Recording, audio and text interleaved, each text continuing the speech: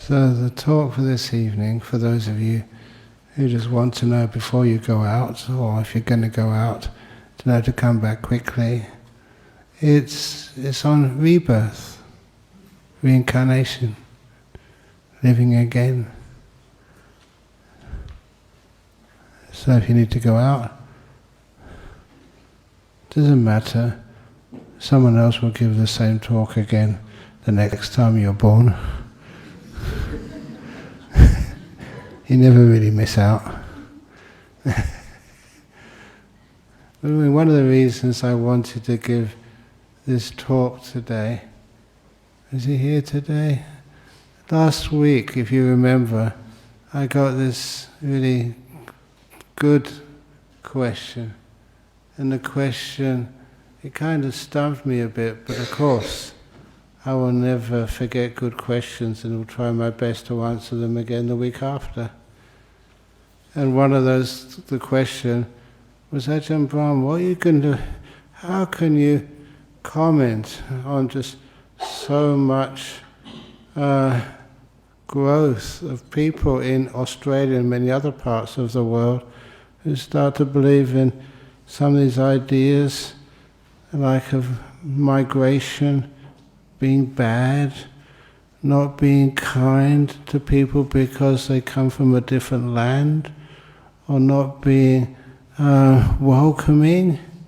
It's like the world has got, I don't know why they call it right wing, but I find it sort of irrational, illogical, unkind. I don't know how many migrants are sitting in here. I'm one of them. I was born in London. That's why when it was raining this afternoon, this is so heavenly. Just what I'm used to. But you can see that causes so much pain for many people. And why do people get into that?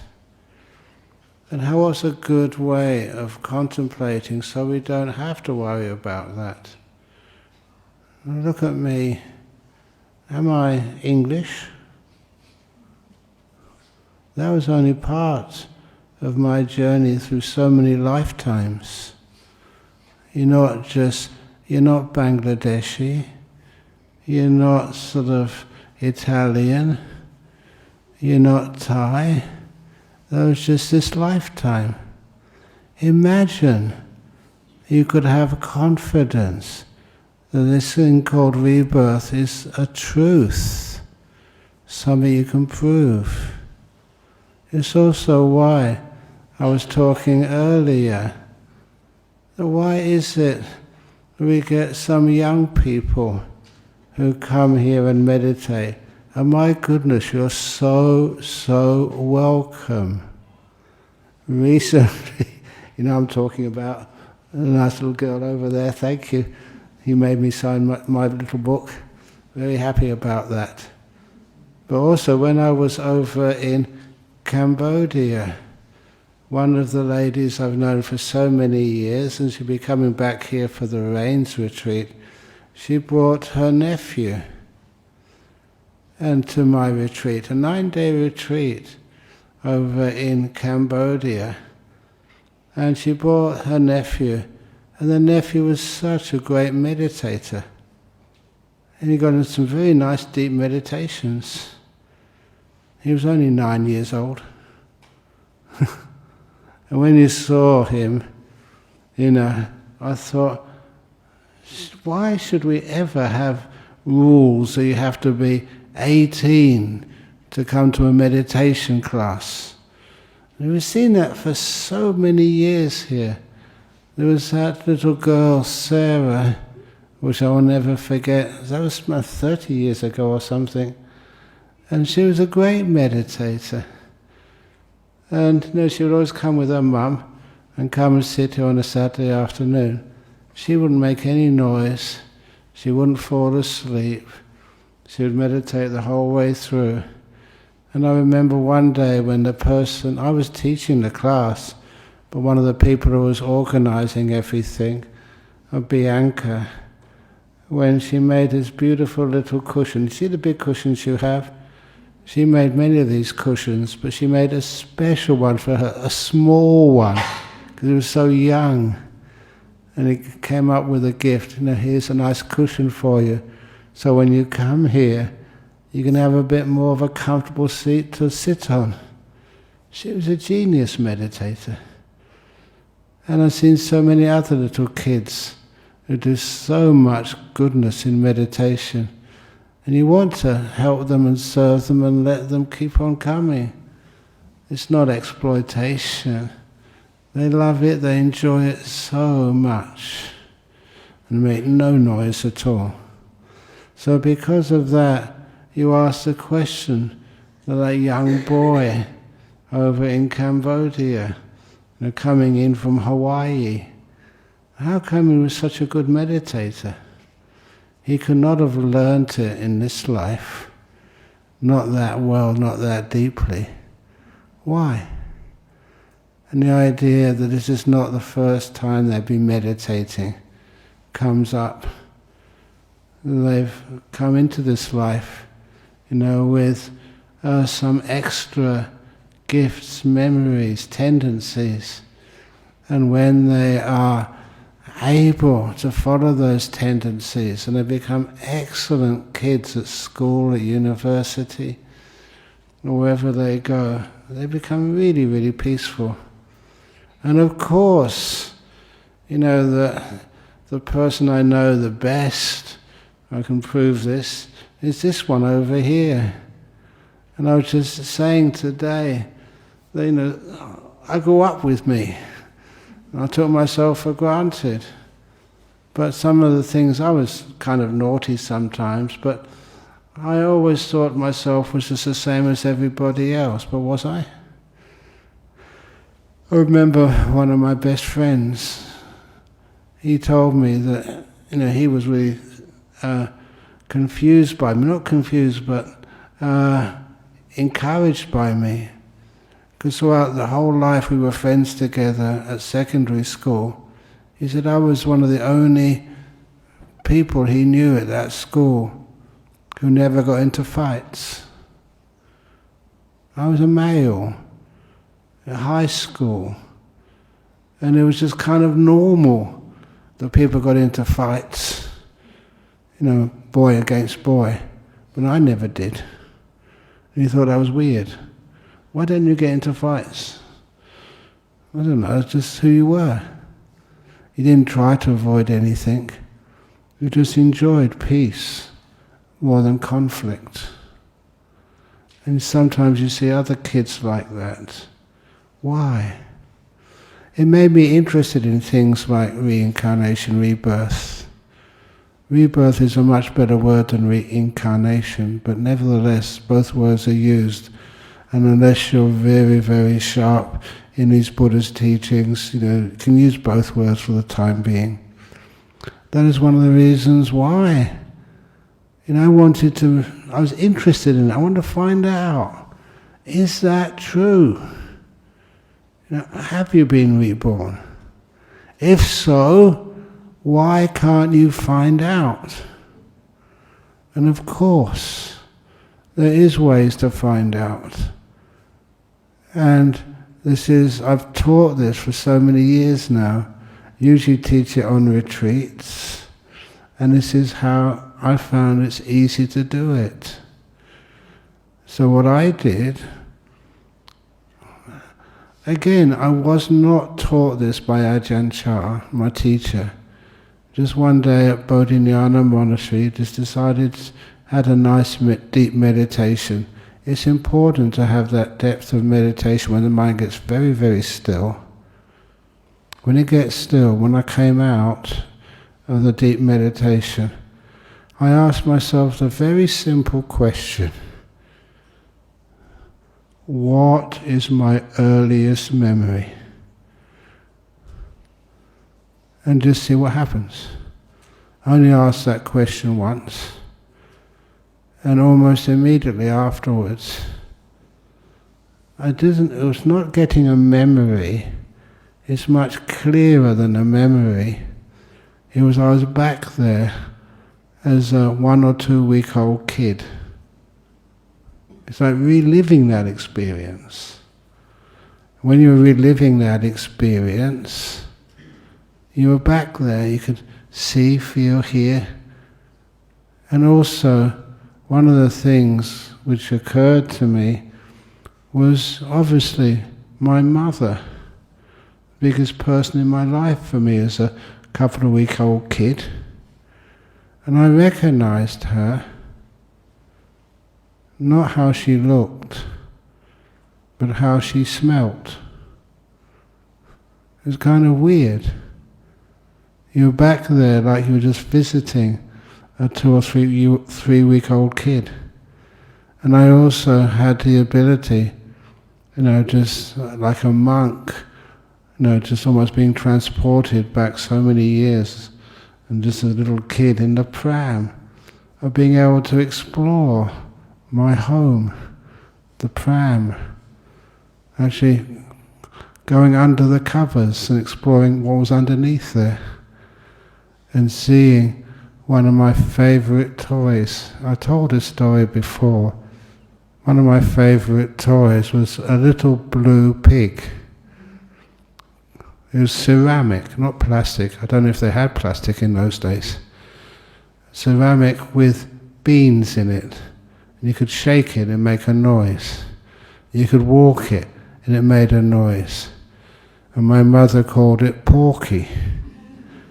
I couldn't speak at the time, but I could laugh like little 2 week old kids can.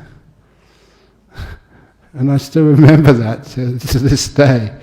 Little Porky, light blue coloured ceramic pig. My favourite toy. And when I said that to many people, I remember one doctor once told me, said, "You just remember how your mother smelt?" I said, "Yes." I didn't recognise her face. He said, "That's because when your brain grows as a kid, the sense of sight is not fully developed in the first few weeks of your life. You recognise your favourite things by how they smell. That's just the development of your brain and the senses." And I kind of say this, I tell too many jokes so people don't take me seriously. But honestly, in those early weeks of a kid's life, if the mother changes her scent, her perfume, you really create havoc. Your kid won't know who you are. They recognize you by how you smell. Just like a dog recognizes your smell. And these are really weird things. One other lady, because when I was explaining others, try the same. If you really want to convince yourself that rebirth is absolute truth, ask yourself, what is my earliest memory? And she had an interesting experience. She did have very good meditation. And she asked, "What's my earliest memory?" And she remembered she was back there breastfeeding from her mummy. But unfortunately, the person she was breastfeeding from was not her mother. Bore no recognition to her mother. And that really confused her and caused her to come up to me as soon as she could for an interview and said, "Well, look, it was very clear, I could see this woman I was breastfeeding from, and that wasn't my mum. What do you do?" I knew her mother, and so I told her, "This woman, the next opportunity you have, ask your mother. Don't go being stupid and say, 'Are you my real mother?'" Imagine what that would do to a mum. And just tell her, "Look, I had this kind of deep meditation and had a doubt. and then asked her gently as she could, but she went a bit too far. She said, are you our real mum? Was I adopted? Did you really give birth to me? And she said, yes, I did. I know that. I was there. And then the mother was intrigued and just asked the daughter, what did that woman look like? By this time she could actually recognize images. So she gave a very good description of this woman who was breastfeeding her day after day.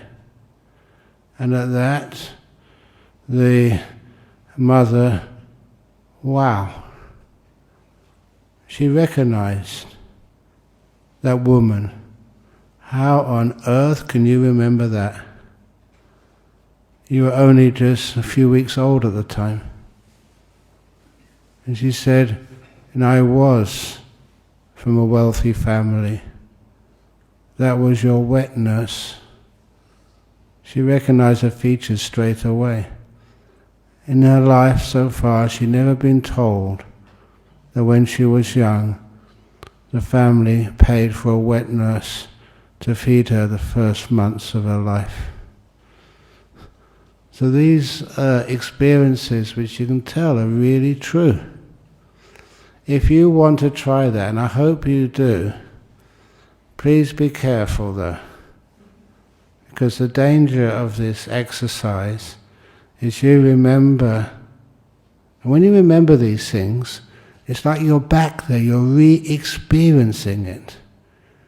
It's not just the memory of what you had for lunch today, it's like you're back there eating that lunch. It's much more real. And so a few people have told me that, yes, they got back to what's my earliest memory, and it was very unpleasant. Because sometimes the earliest memory you have, you can maybe even go to your last life when you died, which was obviously such an intense emotional tragedy for you, or experience. It's traumatic. So that is the first thing one remembers. So if ever that happens to you, please remember this. Tell yourself, earlier please. And your mind is very powerful when you've had a deep meditation. You can go past that and go earlier. What was there before? You passed away your last life. And when you can start to do this, these days it's very helpful because you can actually find out so much information you can check. We have so many records of who you were before, who your mother was before, where you lived. And some of those records are easily accessible. You can find them, and they corroborate or disprove, what happened to you. You can get that evidence and prove it. Like one of these guys who used to come here, he got married and moved overseas some years ago. But while he was here, he'd always tell me that he had a very weird memory. Or not memory, but ability. He could always had the ability to fly a plane. He just knew how to do it, hadn't got a clue why.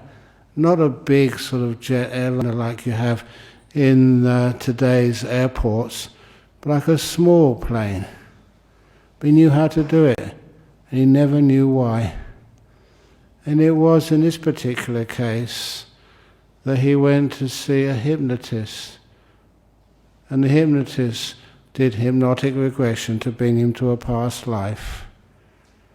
And in that past life, he found out why. He had the ability, even as a kid, born in Scotland, how he could fly aircraft, even though he had no training. And he said it was because in his previous life, Second World War, not in Scotland, but in Wales, he was part of the RAF, and he was not fighting in the war, he was just piloting a supply plane, taking equipment from Wales to Gibraltar. And he said that when he was flying this plane with many crew on it and lots of equipment, the rudder became unviable.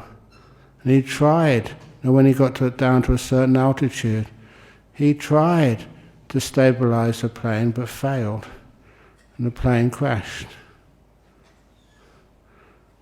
And as soon as I heard that, the hypnotist in question was good old Dennis. And he told me, and with the subject's permission, I'm surprised I could do this. I went online and checked out, deadly crashes in Gibraltar, Second World War. And it's amazing I got it straight away. Now usually my internet skills are very, very hopeless. But this one, I got straight away. And I could actually find it, all those details. This new type of plane which they were using as transport did have a faulty rudder system. It didn't work below a certain altitude, and that's exactly what happened to him. But nevertheless, even though he died in that crash, he retained the ability to fly aircraft, and a small aircraft, without any training. And it was something which he'd always wanted to find out. Where did that weird ability come from? Now each one of you, I don't know what you were very good at doing when you were young. Did you just learn it first in this life? You may be an artist, you may be like a driver, what profession are you? Why did you choose that? Why? Is this the first time you've done that? Or is it just sometimes you remember things from the past? I remember, ordinary memory, okay, nothing special. But I remember just loving giving talks on things like rebirth. And then one of those talks which I gave on rebirth was when I was visiting my mother in UK, in London. And I don't want to just abandon being a Buddhist monk. So I do recall just walking from her apartment where I was staying to the old Sri Lankan Vihara in Chiswick, in Heathfield Gardens, the old one. And when I went there, I'd already announced the topic of my talk that night was on reincarnation, rebirth.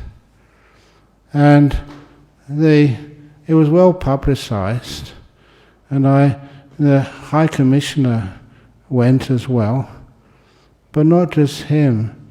They had afterwards, this boy was introduced to me, and he was one of the cases of spontaneous recollection of his past lives in a professor,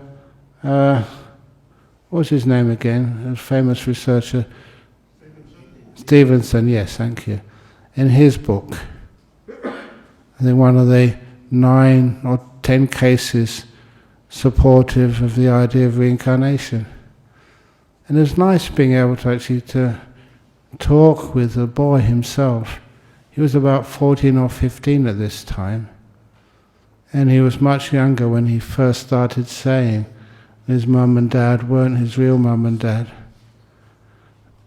And spontaneous memories which Stevenson started to look at and investigate. Are they real, or are they just kids who are being a bit psychotic? And I talked with this kid as well. And this kid, one of the first things he said, "This is the worst thing I ever did in my life," to tell about my memories of a previous life. He said the worst result of that was how he was given such a hard time at school. The other kids at school kept on teasing him and making his life hell simply because he was different. That's how schools used to work in those days.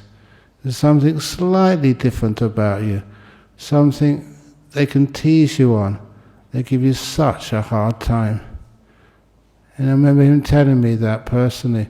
I wish I'd have never done that.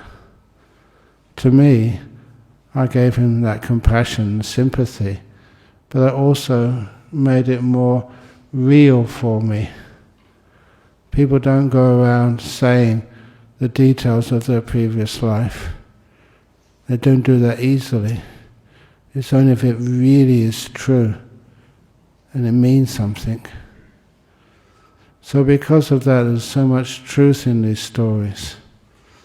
And I was also, smart enough to know enough philosophy that I know if one or two people can almost prove that they were reborn, or if I could remember some of the realities of a past life, if one person gets reborn, why not a lot? Why not everybody? It's part of the teachings of the Buddha. If you want to know just how important it is in the Dhamma in Buddhism, the Buddha said that under the Bodhi tree, when he became enlightened, he became the Buddha. He attained those 4 deep meditations, the jhanas first. The next thing he did was develop what he called the 3 insights, the te vijja. This is the original form of insight meditation. And the first insight which he developed was the memory of past lives. That was the first insight. The second insight was how karma works. Once he could see previous lives, he could understand why he'd been reborn as he was. Do you know why you've been reborn as a girl? Or as a boy? Have you always been a girl? I've had a good fortune. You can see this little mark I've got on my leg here, on my heel, little blue line. The reason I put that, because I was explaining a story which happened here in Perth. There was a Thai couple, and the first time that she became pregnant, 1 or 2 days before birth, she had an ultrasound. She had a boy, and the boy was perfectly healthy, but still in the womb. And so she was so excited, in a couple of days, she gave birth to the first child, a nice boy. When the waters broke and the birth process started, they realized that the being inside had died. The being was stillborn. It had turned around, the umbilical cord was blocked, and there was not enough blood going to that kid. So when it was born, he was already dead. I was there. I did the funeral service for them. And I still remember this little kid, the first child who almost made it, but not quite. They had a family picture. They tipped up the coffin just with no lid, so you could just see the kid. And they dressed him up as a young boy. And they had all the family members, including me as their monk, in the photo. That's why I remember that so easily. What I never noticed at the time, what they told me afterwards, was once no one was looking, they got a pen and they put a mark on the heel. Can you see that? On my heel? Anyway, I was just doing this to say the size and what they did. Just like I've got on here. I wasn't that kid. I was born over in London. But I said, this is what they did. It was an old Thai tradition. I'm sure it's in many other countries as well. A kid was stillborn, and they put the mark on it. She was a healthy lady. It was just a bit of bad luck. But anyway, she soon became pregnant again. And this time, because doctors, our health system is not that bad. They try their very best. So they gave this woman extra special care to make sure that she's going to have a successful pregnancy. They don't want to have the same accident happen again. And so she did have a successful birth. The first kid was called Charlie. Second kid was called Annie. It was a girl. Were they different beings? No way. Annie had a birthmark on her heel. Exactly like the mark they put on the babies, or the dead babies' heel. She has that mark. And because they were Buddhists, they would always bring Annie here on a Saturday to offer dana. And you saw Annie grow up. And when Annie was young, as a kid, I'm being honest with you, she was a tomboy. She was, she was a girl, but her character was very male. She would fight the other girls and want to hang out with the boys. Because she was a boy before. She still carried some of those character traits from her past until she became 7 or 8, and then she started exhibiting more female qualities. That's one of those lovely true stories. And one of the things I asked you, you know what happens when kind of bad karma happens, and it's unfortunate karma, and it's not really worth losing your life for this. I said it's like when you go to airport.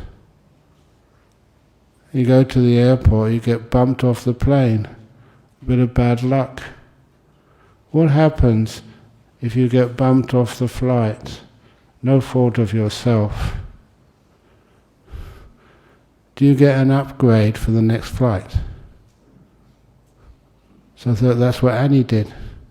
She didn't make it as a male, so she got upgraded in her next birth. Do you understand what I mean? So she became a healthy young lady. But when you see things like that, it gives life more meaning. Instead of always getting sort of negative, or, I'm just a man, I'm a woman. Honestly, what is the difference? Sometimes 0.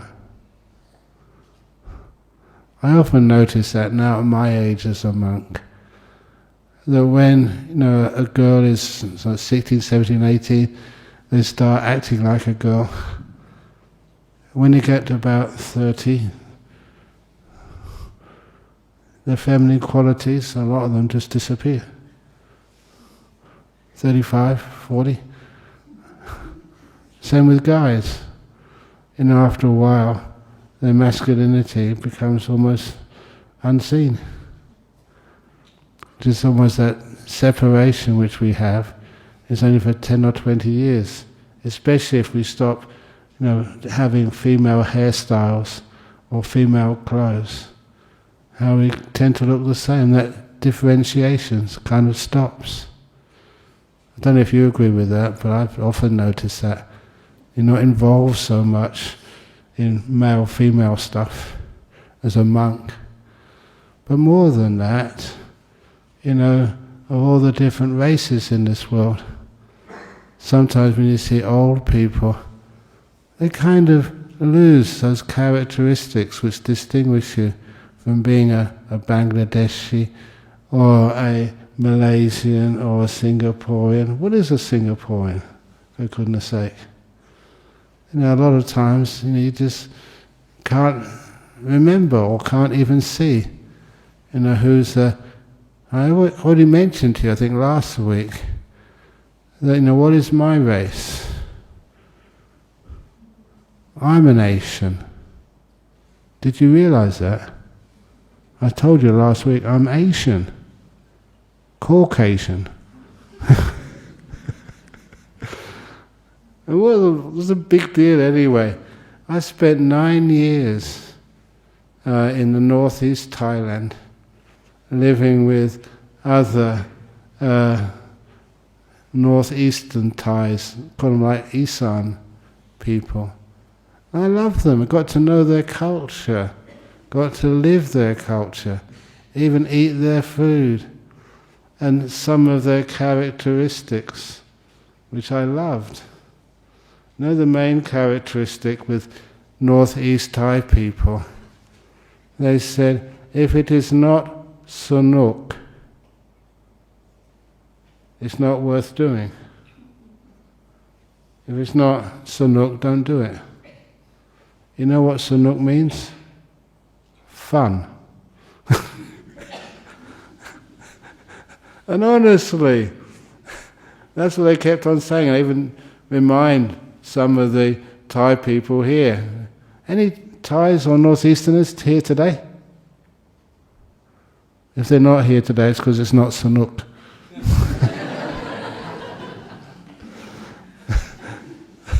That's why you always have a lot of fun with them. And that's such an important part of their life. Oh yeah, they don't have very much, such a poor people, but they still know how to enjoy themselves. And that's why sometimes you crack some of their jokes. Some of their jokes, one of the things I had to eat when I was young? Frog soup. Honestly, you'd only eat one meal a day when I was in the northeast Thailand, and sometimes, you had a bowl soup. That's all you had to eat, with the sticky rice. And you looked in the bowl, what you had to eat that day, and little frogs floating in there. They're just big enough for your spoon. You didn't have any vegetables in there. There's no salt, no chili, no garlic, nothing else, just little frogs like they just jumped in there themselves, and there's no seasoning at all, no bread, just sticky rice and frogs. I'm honest with you. That's the meal for that day. Could you eat that? It's easy. All you do, you put, I haven't got any Chinese spoons here. You put it on the spoon, just big enough for the spoon.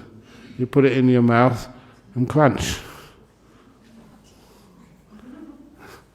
Honestly, I remember as a kid, they used to have a show, I think, Monty Python. Any of you remember that comedy show? And they said, what's on the menu today? It's a crunchy frog. Do you remember that? I did, especially now I have to eat it. It's gross. But it was sanuk. So you just did it any old way. So a lot of that, you kind of got the idea of the different cultures. And that's one of the things I learned from that culture. If it's not fun, if I don't have the opportunity to tell a couple of jokes, during my talks, I won't do it. Why? Because it's not sanuk.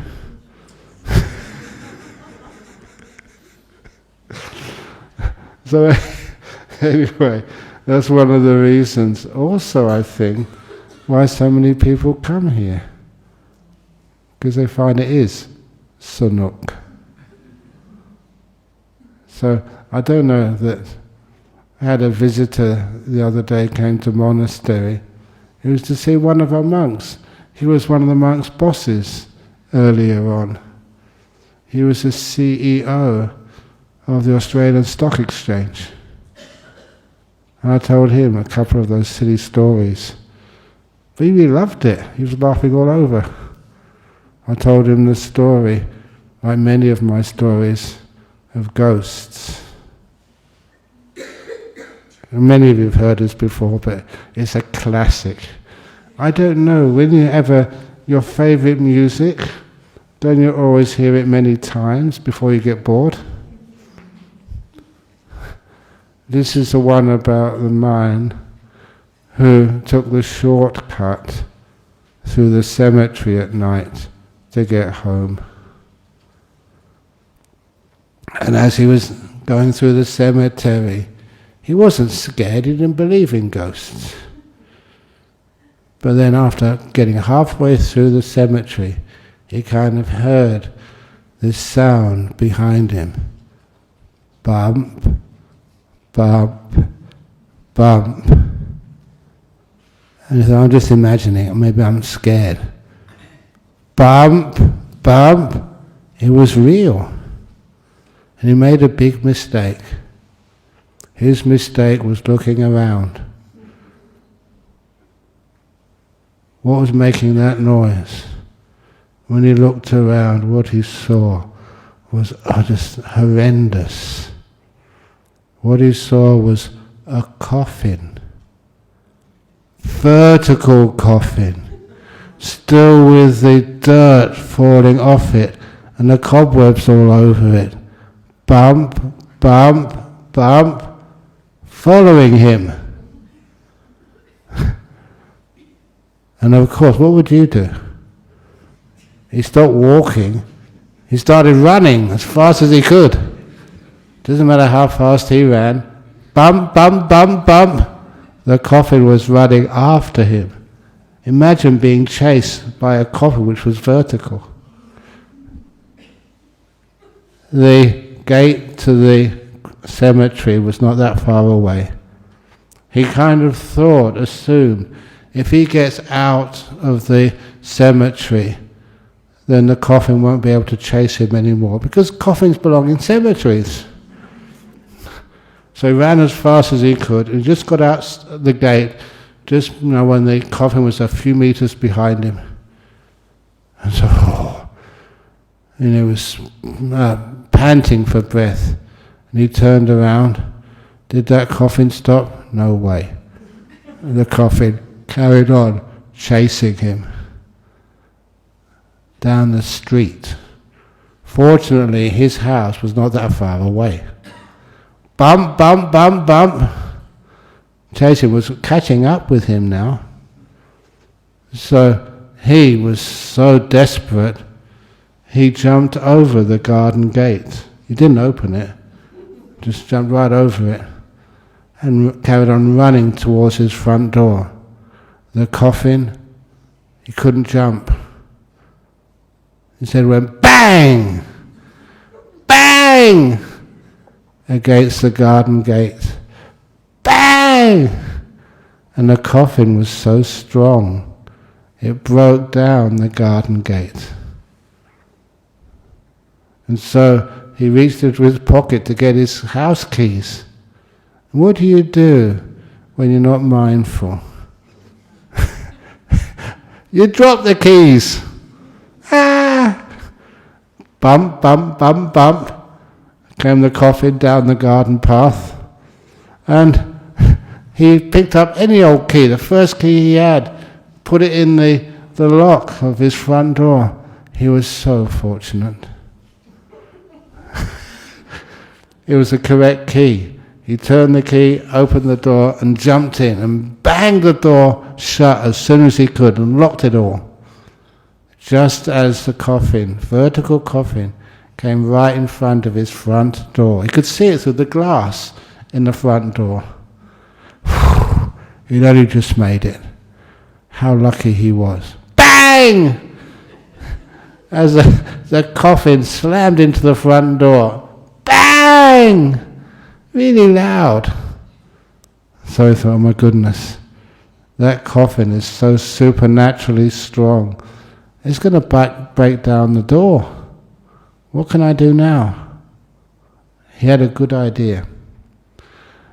The only other room in the house which had a lock was a washroom. So he went up the stairs. And as he went up the stairs, as he got to the top of the stairs, bang! And that's when the coffin broke down the front door. That's how strong that coffin was. And it came into his house. And the coffin looked to the right, looked to the left, couldn't see him. Wow, because he was on top of the stairs. And then the coffin looked up. Oh no! The coffin saw him and started bump, bump, bump, climbing the stairs. This was really scary. So he jumped into the washroom, locked the door. If that coffin could break down his front door, he realized just locking the door of his washroom was not going to work. But what else could you do? So he leaned against the wall of the washroom. Bang! Bang! Bang! Came the coffin, breaking down the washroom door, which all splintered and all the hinges went all over the place. And now there was nothing between the coffin and this man. This was like the end of his life. But what he did, because his hands were spread out, whatever he could reach, he didn't even look at what he was throwing, threw it at the coffin. It was a bottle of medicine on the shelf. The bottle, the glass bottle, cracked and broke over the coffin. And the coffin never moved again. It was cough medicine. Guaranteed to stop the coughing.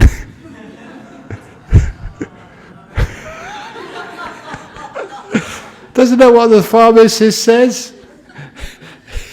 You drink the cough medicine, it stops the coughing. So the former head of Australian Stock Exchange, he appreciated that. He laughed his head off. So that's why Sanuk, even though he was English, but it doesn't matter what race or religion, if it's funny you can't help but laughing. So that's how we create harmony in this world. Whatever we do, make it Sanuk. Thank you for listening. Now, any questions? Sadhu, sadhu, sadhu!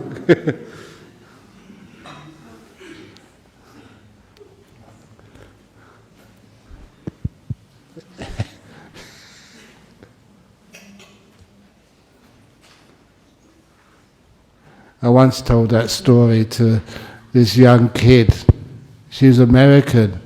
She was the daughter of this publisher of my books in the United States. His name was David Kittelstrom, and this was his daughter.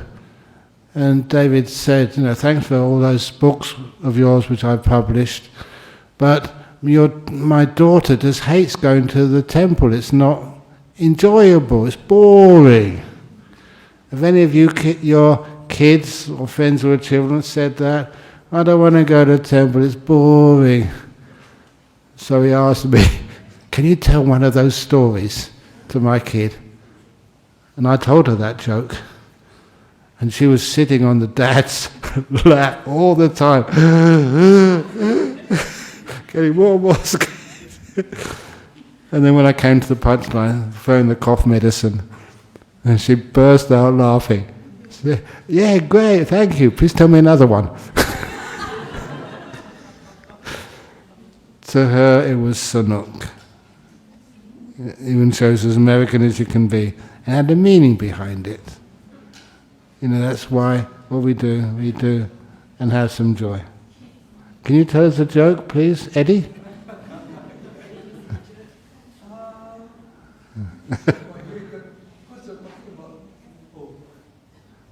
It was Ajahn, is it a good joke or a bad joke?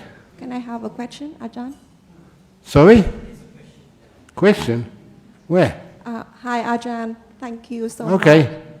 Yeah. Can I have a question? Yeah, Oh, yes. thanks. Hi, Ajahn. Thank you very much for your insightful talk on rebirth today. I would like to ask a question about rebirth and spirituality. Yes, good. Well, I knew a person who claimed himself as a spiritual person. One day, I mentioned rebirth in our conversation on how to work the best in this life in order to reduce suffering in the next life. And he denied rebirth and claimed that he did not believe in it. So, my question today is a rebirth a concept of spirituality and not related to religion? And if it is a spiritual person without belief in rebirth is a fake one, isn't it? Yeah, indeed. It's not religious. It's not spiritual. It's provable. You can find out the truth of it. So I don't see why people can't accept the fact of rebirth. And it means no matter what race you think you are, that's only this lifetime. It's not your whole existence. It's your Australian or your English or your Bangladeshi or your Sri Lankan. You don't actually hold that. This is this life. You happen to be a Sri Lankan, Eddie. You are from Malaysia. So you're not Malaysian. You're not Asian. Just this life. You were born there, but you come and lived in Australia for such a long time. Your whole idea of identity and hurting people because of their identity doesn't make any sense anymore. And so anyone who thinks like that, all the problems of the world are because of somebody else, you don't think like that. You may be a Muslim this life and be somebody else the next life. Who are you? You may be a girl this life, a boy last life. You may be non-binary next life. Who are you really? None of those. You're learning from the experience of being so many different races, so many different genders, so many different people. And the more you can remember those cases, then the more you don't see there's really anything which divides us. Imagine when we're not divided, and we trust each other, we can love each other.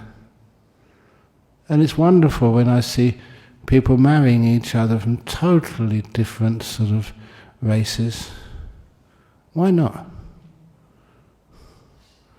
We have many more, who are you? No one really knows. Hi. Hello. Hi. You were just come and visit. You're a Buddhist teacher from Bangladesh.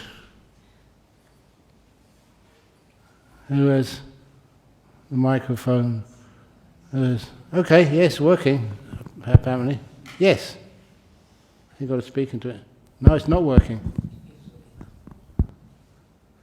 Go on. Yeah, there we go. Okay.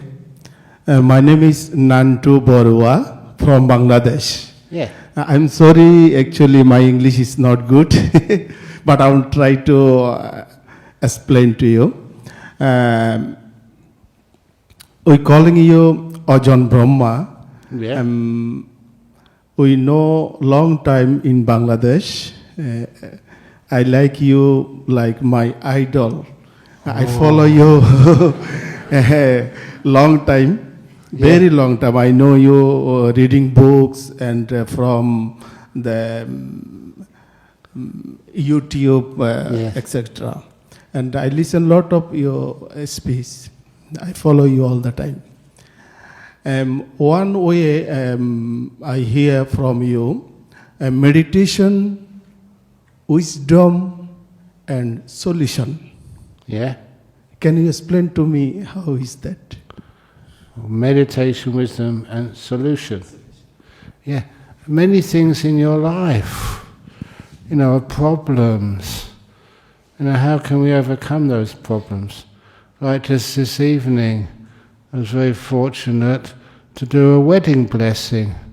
Is he still here, Conrad? And Magda? Okay, no. And it's okay to do like some blessings and do some chanting, but I wanted to give much more than that. Conrad for ages.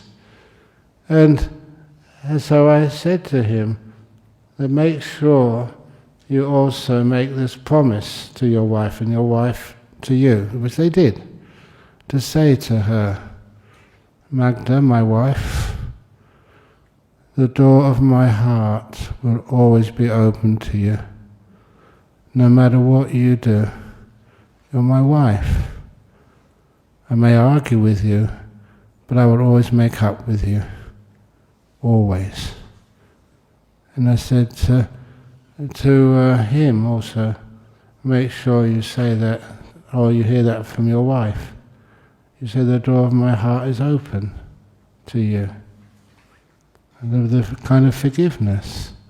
I might not agree with what you do, what you say, but I will never close my heart off to you, ever.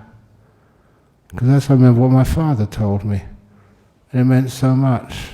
Son, whether you turn out to be a good boy or a bad boy, the door of my heart will always be open to you. And that kind of was his expression of unconditional love. If you give unconditional love to someone, it's amazing how many problems get solved. So for meditation, you can get that wisdom. And from the wisdom, you put it into practice. It's amazing how those solutions happen. And it's not just that, it's your health as well. One of the nuns said, Ajahn Brahm, you should look after your health. I said, I am. I said, no, you're not. And I said, yes, I am. I use a lot of meditation to understand the health of my body. And if there's any need for a solution, it's amazing just how the meditation can work and give me solutions which basically other people don't have. Just through the powers of meditation. I use that as a cure for almost everything.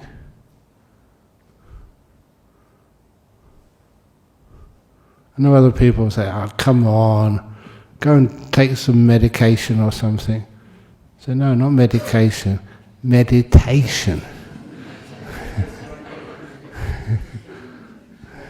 Can I say something? Go on, yes, go on. Yeah.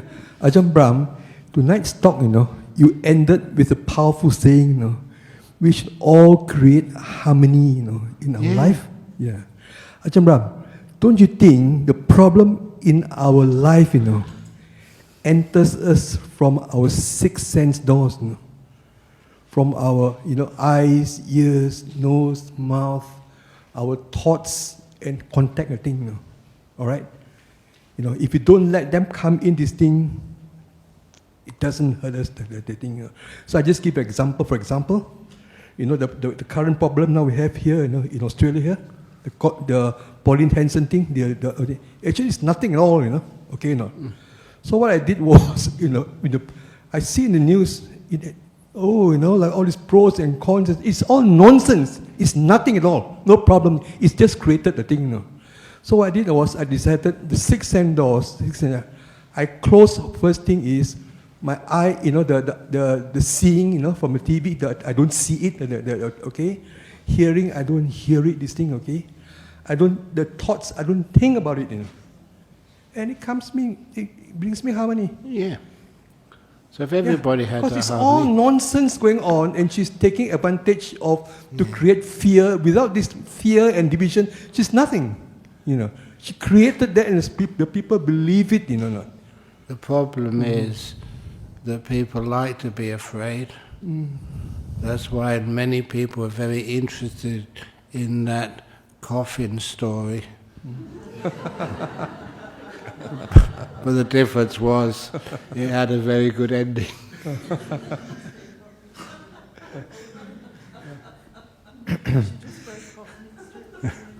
I have a question. Excellent. Yeah. Thank you for the talk. It's a wonderful talk. I had a personal experience with. I'm a musician. I play many instruments, which have taken me many years to learn.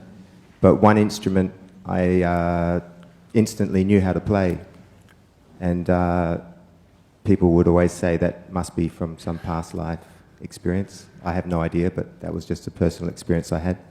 But my question is in relation to the division that seems to be getting exacerbated in the community globally with politics. What do you think is the best way to communicate with people who are getting fooled by this divide and rule technique that the oligarchs use, to help them to understand that all of us in the same economic bracket, regardless of our colour of skin or sexuality or whatever, we're not each other's enemy. Our only enemy is the people that are running off with all the money and all the power and oppressing us. How's the best way to communicate that to people, to help them to understand that? Have more videos of BSWA talks and the audience who comes, and just even recently I was told that even Ajahn Brahm was on the TV in Poland giving a talk. And it's wonderful that when we can actually share our wisdom together. They didn't say how it went yet. To share our wisdom together, and how wonderful it is, to have friends from so many different backgrounds. Do you just like one type of food? Or you would like to go and eat some Polish food? When was the last time you had a Polish diet? Or what about a German diet? What did you say you like? Potatoes with their skins on them. Yeah?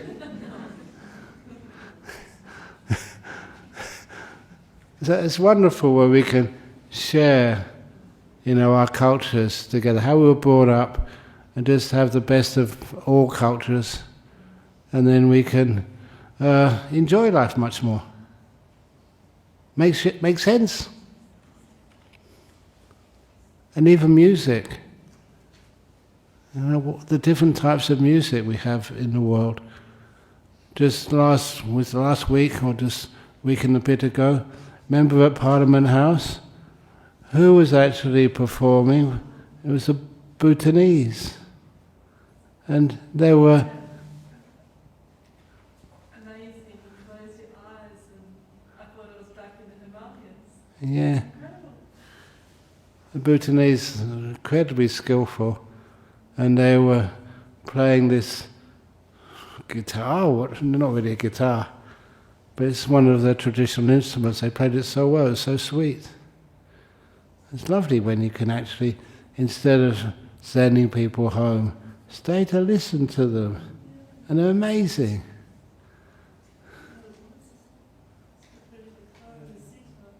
Yeah. Yeah, go on. Ajahn Brahm, my late father passed away 2 years ago. So my niece actually see his spirit in the house where he used to live for all his life. So my question is, if we believe in rebirth, So what can we do to help him to get into reincarnation, to rebirth, so that he's not in that state at the moment? You seen him? My niece saw him a couple of times. Was he healthy? Healthy. Or happy? Yes. If he's happy, he's having a good time there. Let him stay. But later on, he gets to the point, okay, I've been here long enough now, and then he can leave. So my question would be, if we believe in rebirth, is rebirth an instantaneous thing? Somebody passed away, the next moment he moved on? No. Sometimes they stick around for a while. Remember, many of the traditions say 49 days. And that happened. I remember this lady, I knew her family. The head of the family, he was the accountant, the treasurer of the Buddhist Society of Western, the treasurer of the Wat Banana Chart. I remember him coming to monastery early one morning, way early he should have been coming. And I said, what happened? And he said, that morning that one of his daughters said, I had a really weird dream last night. My deceased sister came to see me and said, I've been here long enough now, I'm taking my leave. And everybody stopped eating. And everybody in that family, there's a family of about uncles and aunties and cousins and stuff, for about 20 or 30. They all had the same dream that night. Exactly the same dream. And he said, what's going on? And I said, well, I knew when she died, did the funeral for them, and I good enough at Mass to be able to count the days, exactly 49 days. I said, she's been there 49 days. Everything is good now, so she can leave. So sometimes people stay for a while before they vanish.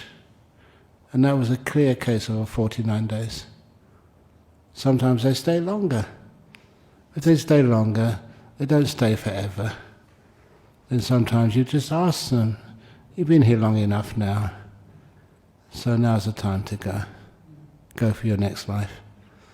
Sometimes to be able to help them, you just share your merits. You've been to a talk this evening, that's a huge amount of good karma you have got. You go back to their house and say, Dad, all this merit which I made by coming to the temple today, I give to you. And he'll get so happy that he goes into a much higher rebirth. That's how it happens.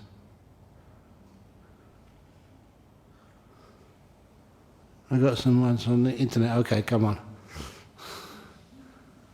I'll try not to be too long. Oh, wow. My father passed away a year ago. My wife and I found out we were expecting our first child. Are there any ways to know anything about my child's past life?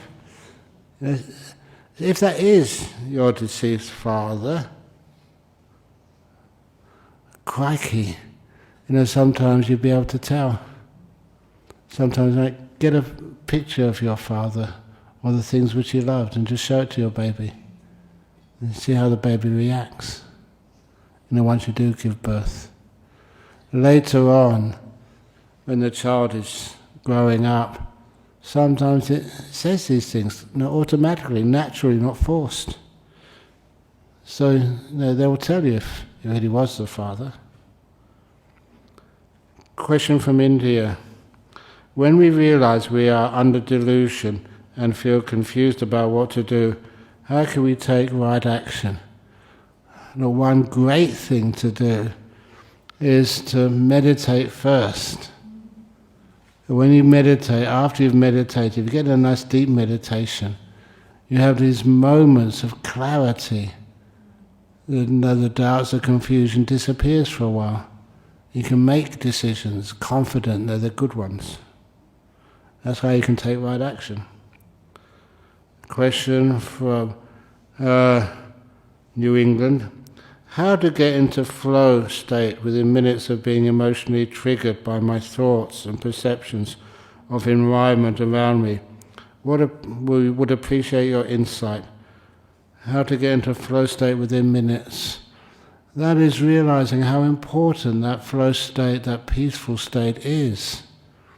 After a while you can stop the difficult states so quickly. Why not? You just say, no, I'm not playing that game, I'm not getting into those thoughts. I'm not going to get emotionally triggered. You do have that power. You need to exercise it and train it, so that way you don't get emotionally caught up.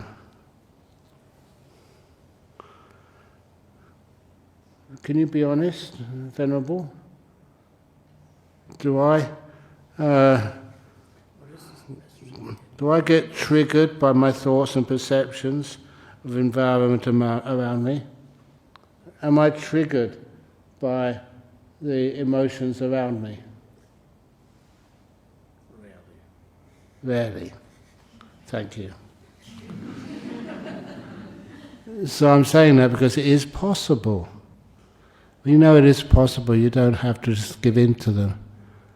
So I'm going to make a more peaceful life for myself and for all the other ones who live with me.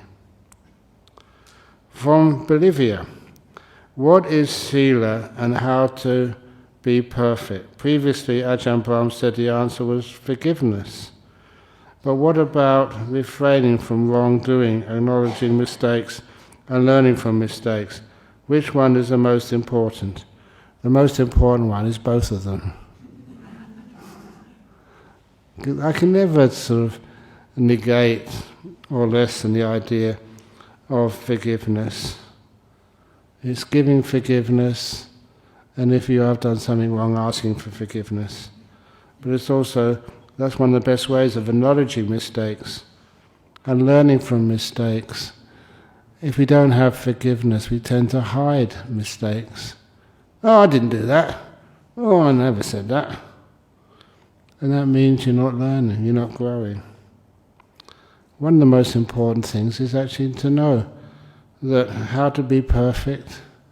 Don't try and be perfect. Try to be better. Perfect is just too high. Be a better human being.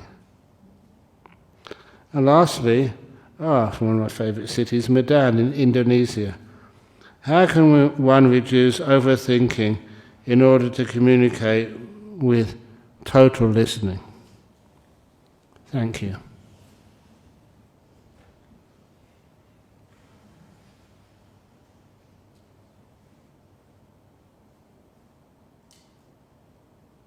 That's how.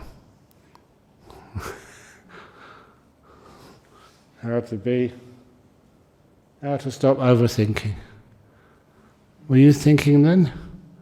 Why is Ajahn Brahm being quiet? So what? You don't have to overthink. Only one? Promise only one?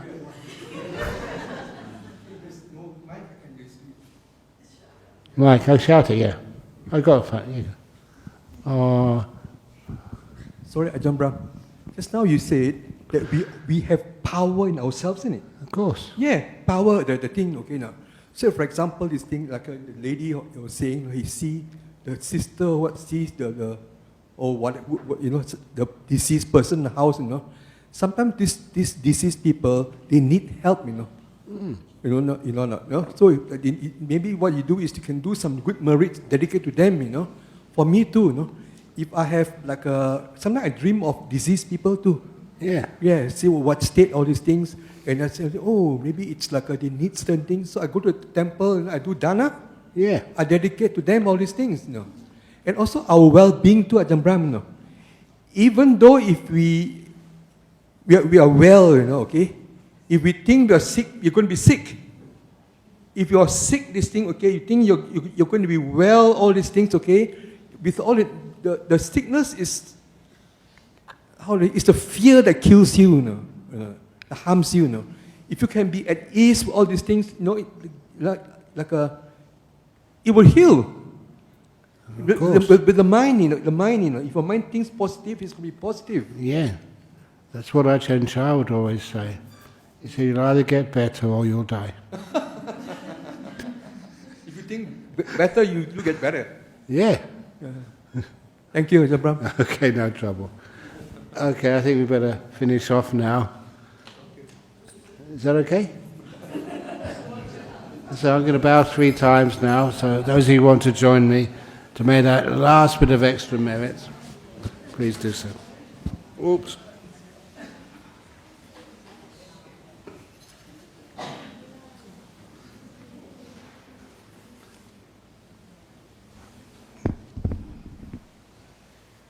Arahato Samma Sambuddho Bhagava Buddhang Bhagavanta Abhivademi Suakato Bhagavata Dhammo Dhammanamasami Supatipano Bhagavato Sāvaka Sangho Sangham Namami.